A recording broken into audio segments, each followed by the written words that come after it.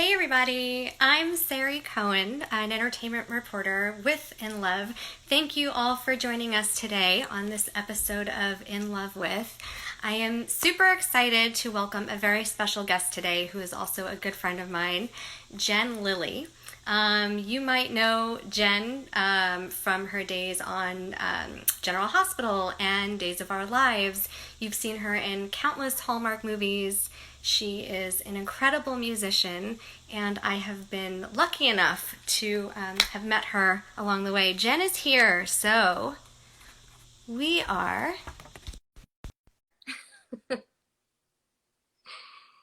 Jenn!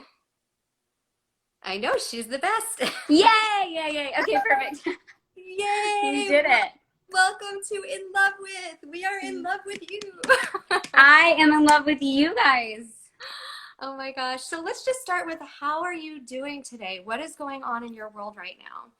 I'm doing good. You know, Mondays are nice. I actually have help with the kids on Mondays, so this was perfect. So Mondays are when I'm sharpest and, you know, feeling good. Awesome. How are you? I'm great. I mean, I'm so happy. I was just kind of telling a story a little bit how we met doing this a couple years ago, and I've just have been so fortunate to meet such great people along the way, you being one of them. So I'm so happy we get to reconnect for this, and it's for such a good cause. You have so much good stuff that you're doing right now. Let's start with new music, because you did just release some new music. Yeah. I just released my single On the Street Where You Live, which is really fun. It's upbeat, which everybody needs right now. And it's so funny because the lyrics are kind of COVID appropriate. It's like, I'll meet you on the street where you live and I'll hold you in my arms again. Like, we're all dying for that. You know? Seriously. Yeah. How are you doing through all of this? What are you doing to pass the time, and how are you staying grateful for everything? That's a great question. You know, at first, I think like everybody, I was pretty paralyzed. You know, I went through the like, okay, what do I need? Well, actually, at very first, I didn't take it seriously. And so I didn't buy the toilet paper and all these things. And I was like, what is going on? And then I ended up ordering these toilet paper rolls that are literally like those tire size ones, you know, that you get, like that you see at the airport. So we did that. And then I was like paralyzed, just like watching the news so much. And then finally I was like, just started to think about, you know, things aren't new under the sun. You know, history repeats itself, and there's so much to be grateful for. You know, we've been passing time. I have 4 kids now, and we've been passing time because I'm a foster and adoptive mom. Like, not just because I didn't birth 4 kids. Okay, just making everybody feel better about themselves. If they're like, how does she? No, I didn't have 4 kids. And so we've been playing in the yard a lot. We got our kids a playground for Christmas. That was like the smartest choice ever. So we've been staying sane.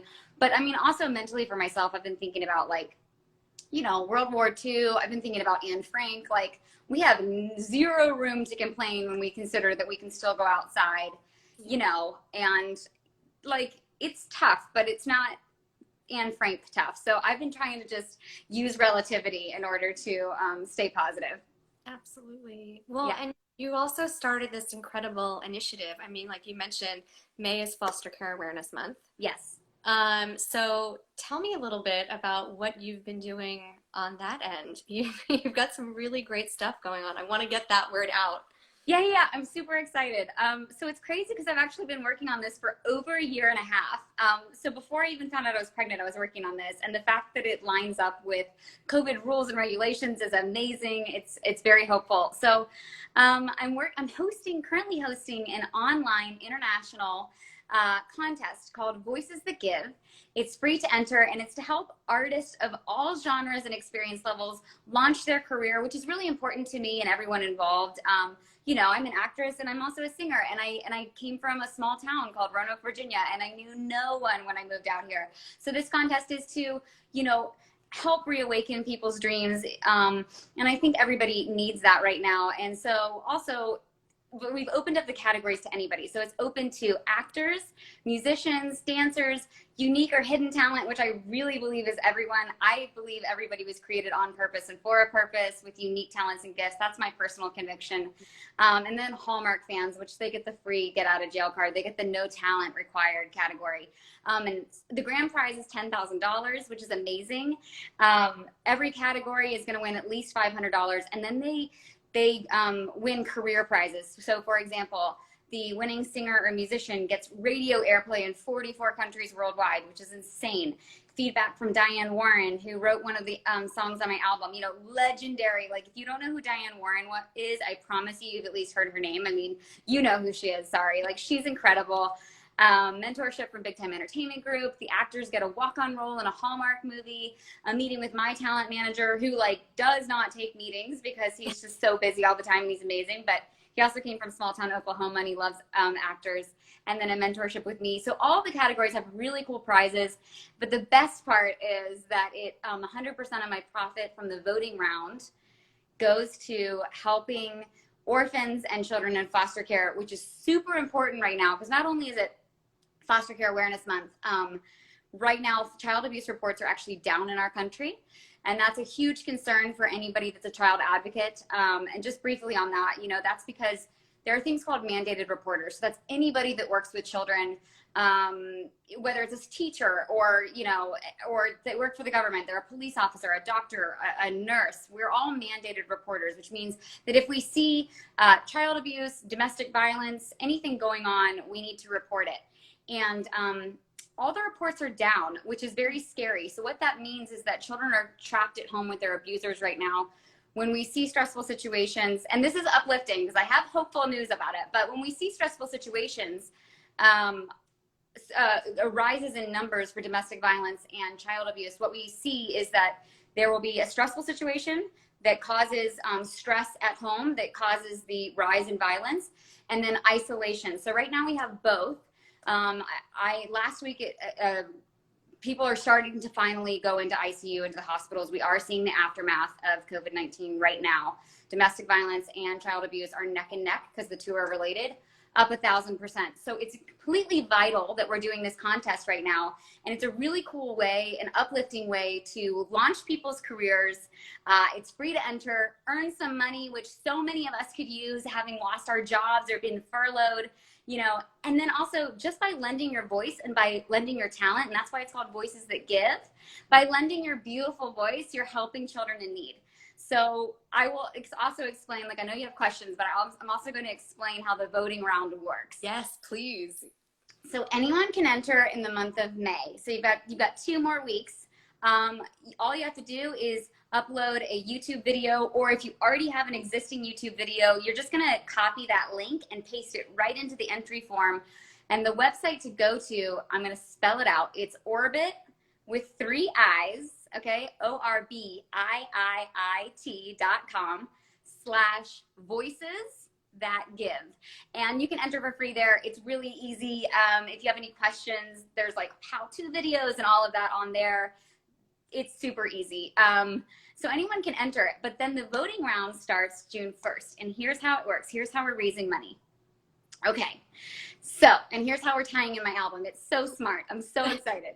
Okay, so let's say you enter, Sari, and you're like, I'm going to enter a unique or hidden talent because I'm the world's best music journalist. And it'd be like, clearly, you know, okay, so you recruit all of your friends to vote for you for free. And so your mom, your friend, your brother, they all vote for you. They register their email address. We do not spam people, but that's just the way we keep track of the votes. They put their email address and they say, I'm voting for Sari. So great. So they do their 1 free vote. Now, if your mom is like, you know what, my daughter really is the best journalist and I also want to help kids in need, your mom can give you 1 more vote for another $1. But there's also voting bundles. So if your mom's like, I'm going to donate $10, then you get 10 votes, right? Because it's $1 per vote. Your mom gets my album.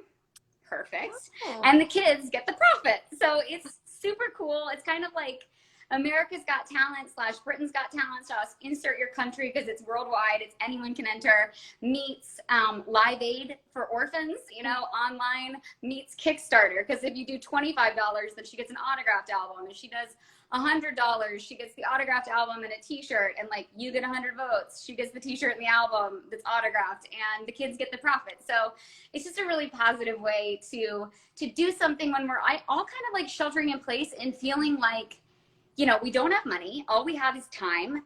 I know a lot of people have discovered talents. I've seen these TikToks. You can also use a TikTok. You can download it to your camera roll, upload it to YouTube, and submit your link to Orbit, and there you go.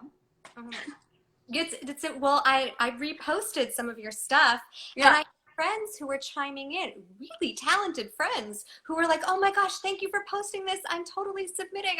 They were so excited. So you're doing a good thing, but you're also reaching artists, and I do want to talk about your love for artists and kind of how that all ties in, where your heart is at with that. Yeah, you know, I mean, that just really comes from the fact that, like I said, I came from Roanoke, Virginia. And like, if you're like, oh yeah, I've heard of Roanoke, the lost colony. It's like, no, it's not the lost colony. The lost colony of Roanoke is lost. It's in the ocean somewhere. It's lost. It's the other Roanoke, the one you haven't heard from. That's where I'm from. And you know, they say there's like 6 degrees of Kevin Bacon. Yeah. I swear there was like 16 degrees for me. Like, I didn't even know somebody's dog that lived in California. So, you know, hard work, gratitude, and just sticking at something will get you ahead. But also, I want to help artists, or, you know, whether they are here and they've hit a plateau, because that's a really real thing, or if they're just like from a small town and they want to avoid some pitfalls and get some help. I really want to help people because I care about people. I care about artists. And then especially for the musicians, you know, my journey through music has been so interesting, and it's been great overall, but like, there's been a lot of eye-opening, you know, like, oh, she's this cute little girl from Hallmark, and like, wow, people are not nice. You know, I've learned some shady dealings, and I want people to avoid that. And the fact that you get radio airplay in 44 countries worldwide is unheard of. Like, that is not heard of in the music industry. So it's like, we want to help you launch your career. Oh, I do. And I do want to shine the light on your singing a little bit, because you do so many wonderful things, and your singing is how we met, and you just new music out. And I'm wondering, we've got a lot of fans watching, if you could give us like a little taste of what they can expect on the album. Okay, sure. Okay, just because it's for you. Okay, all right. It's like a waiting game. I'm going insane, calling your name, and your voice just repeats in my mind. You said the only thing between us is time. I feel you everywhere, the smell of your hair, but you're never there. So that's like a little bit of a taste. Yay! Does anybody else get Amy Winehouse vibes when she sings? You're so sweet. You are amazing. Your voice gives me the chills, and everything you do, I just feel like, you know, your fans know, and we all know you absolutely have a heart of gold. I'm skipping all over the place, but I do want to talk about your podcast, especially because it is Foster Awareness Month. So let's get into that. Tell everybody what you're doing with that. Yeah, so I created a podcast, which was on my to-do list, and honestly, I have to give all props to the amazing men at Deck the Hallmark. They're my producers, and they had interviewed me for Hallmark things before, and then I found out one of them was a foster parent, and he was like, hey, I just, you know, like, found out you're a foster parent, and I was like, we should do a podcast. He was like, that's why I'm calling you. And it had been on my to-do list forever, but I don't know how podcasts work, you know? So they facilitated it. I just get to be the host, which is incredible. But I wanted to create a podcast, and it's called Fostering Hope because, you know, other than Instagram, I don't know other foster parents, which is crazy. And I'm like super involved in the foster care community, but, you know, foster parenting it's lonely, you know, like, and it is very emotional, and I'm very glad I did it. I think if you speak to anybody who does foster parent, they're incredibly happy that they did it, and it's worth it, but it is so emotional. And so it's to offer support for people who are in the deep trenches of foster care. But the goal is also to demystify foster care. You know, people don't know what it is. Before I started foster care, my husband, who's amazing, Jason, like he just lets me be as crazy as I am, like always doing 1,000 things. And he's always just like along for the ride.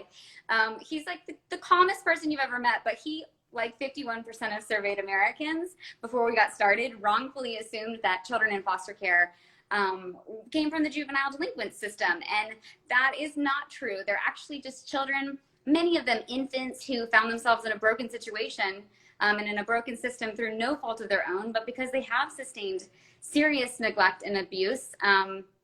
You know, so by the way, guys, if you do see abuse or you hear abuse, please call 911 and report it, because if you report it and it's something that's not foul play and it's fine, and maybe like if you see a bruise, like bruises all over a child, maybe if they're not all over a child, but like sometimes kids have bruises, you know, and it's totally normal. But if you make the call and you're wrong, you did the right thing. If you make the call, if you don't make the call, you know, or if you make the call and you're right, then I guess is what I should say, then you save somebody's life. So be on the alert right now, because mandated reporters, you know, everybody's in isolation. Like kids aren't being seen at school and all of that. So I did want to say that too. But my podcast is basically to just demystify the whole process, inform, equip, and inspire people to keep going, because foster care burnout's a real thing. And also to celebrate, just like, I've had the most amazing people on my podcast that are my heroes. And you're like, you know, if they can do it, I can do it. That's my attitude. And if I can do it, you can do it. That's my attitude. So that's what Fostering Hope's about. I mean, how do you do it with 4 kids? You're at home, we're in the middle of a pandemic, you've got so much going on. What are some tips that you can give viewers on how to get through the day-to-day? Well, you know, for parents, I would say first, because it does get frustrating, you know, like I don't know how old people's kids are, but mine are, Kaden just turned 4. I have a 4-year-old, a just turned 2-year-old, a 9-month-old, and then I have a 21-year-old who aged out of foster care, but still needs like a lot, you know, and she's awesome. But, you know, I still have, she's like, oh, how do you get like car insurance and things like this? It's like, oh, like it still is like a lot. And like relationship advice. And you're like, wow, it's a lot. So, you know, with my little ones, I just remember that like tantrums, which happen all the time, they're age appropriate. And like when you're really tired and your kid's throwing a tantrum and like punching you and hitting you and biting you and it actually hurts, like it's pretty hard to be like, okay, like just stay in timeout. Like this is age appropriate. So I tell people to remind themselves, one, that it's age appropriate, it's developmentally appropriate. But I think schedules, you know, schedules help. Just like creating a schedule, everybody likes a routine, even if it's, you know, don't be militant, but like nap time. I live and die by nap time.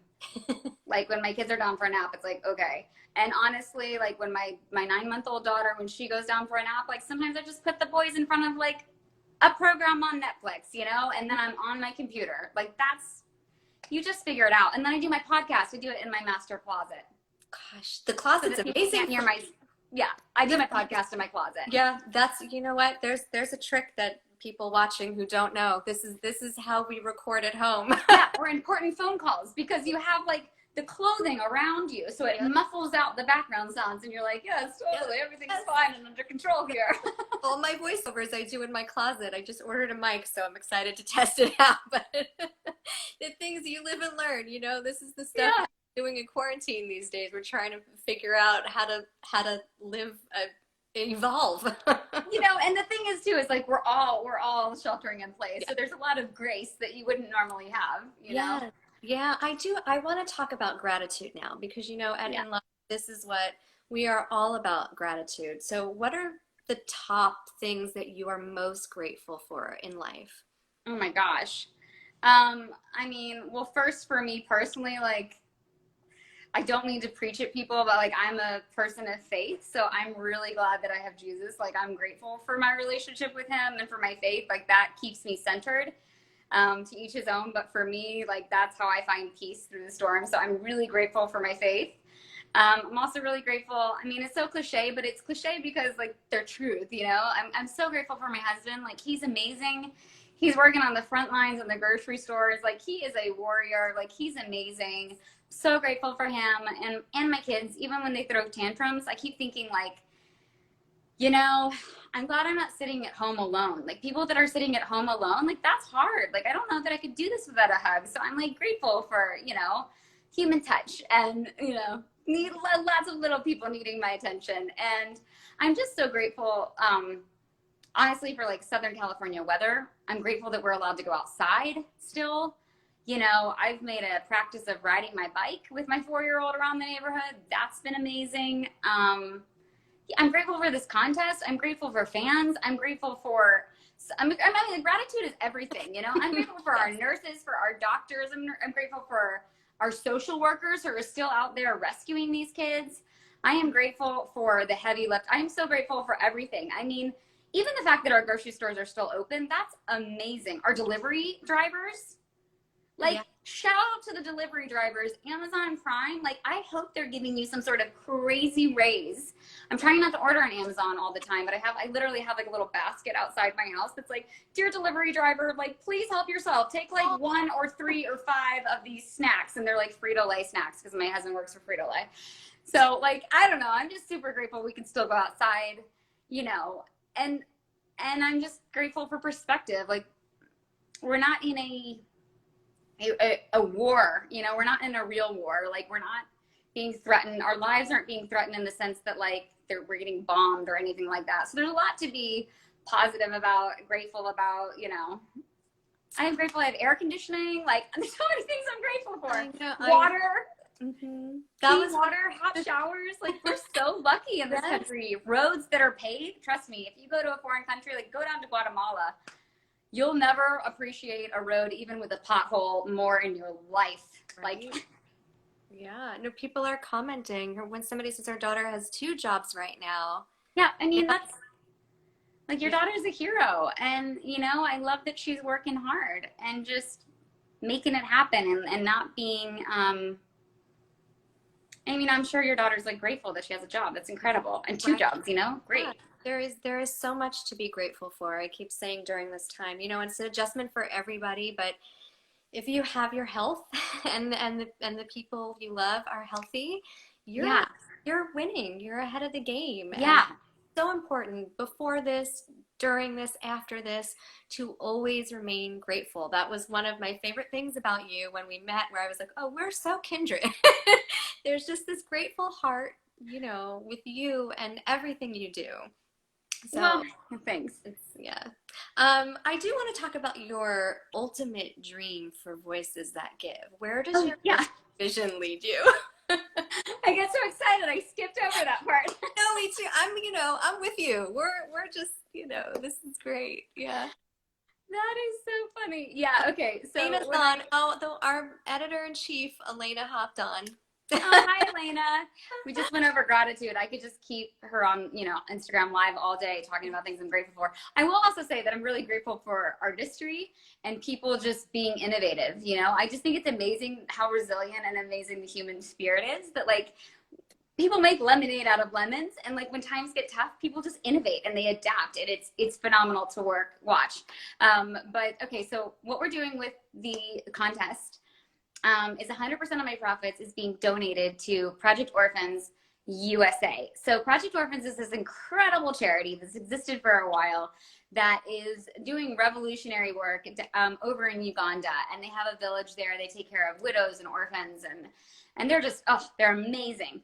But one of their co-founders, Brittany Ray Stokes, is also a foster and adoptive mom here in the United States. And when I started my music 4 years ago now, if you can believe it, but it's a classic album, so it's like timeless, you know, it's kind of a 60s vibe. So we didn't have to release it at a certain point. And I held on to it for a lot of reasons. And so now I'm releasing it. But when I started the whole process, I was like, I have an acting income. So I want 100% of my profit from music to go toward helping kids in foster care. And my dream was to create a village. Well, over time, I have studied, over the past 4 years, I've been studying legislation and like talking to psychiatrists and like just different global leaders on what works, what doesn't work, why do things not work, what's successful, what's not successful. And long story short, orphanages are no longer legal in the United States because they're not successful, because children need individual care. Group homes don't work. My social worker, Caden's social worker, my 4-year-old who's adopted, he would say like, I'd be like, well, how many kids can I take, Norman? And he'd be like, I'm sorry to disappoint you, Jen, it's not 100. And I was like, right, but how many could I take? And as I realized and evolved over the last 4 years, I've realized that you know, you can only take so many children as a parent. So when you have the mantra of like, it takes a village, I was like, okay, so what does that look like? What does work? What does work is family units. So whether that's like a couple, an amazing mom and dad, or single parents, because some people are equipped for that, if I can multiply myself and create a neighborhood filled with loving foster homes where each parent or set of parents, mom and dad, are just really committed to healing the children in their care, loving them, giving them safety and stability, because that's really all that's required. All foster parents, and who are just really rooting for family restoration with the bio family, but who are also willing to adopt the children in their care when that becomes an option, then you're going to start healing a lot of systems in the United States. Because here are the stats. Up to 70% of our incarcerated, 50% of our homeless, and I've heard upwards of 98% of our human trafficking victims here in the United States all came from foster care. So if you can rehabilitate them as children, you're going to break the cycle of domestic violence is a huge one. Girls who have experienced domestic violence often came from foster care. They're 600 times more likely to have children that also end up in foster care. So when you heal a child, you're having a huge ripple effect on drugs, human trafficking, homelessness, domestic violence, abuse. Like, you're breaking that cycle for all of it. And so that's what we're going to do. We're going to break the ground. That's our hope.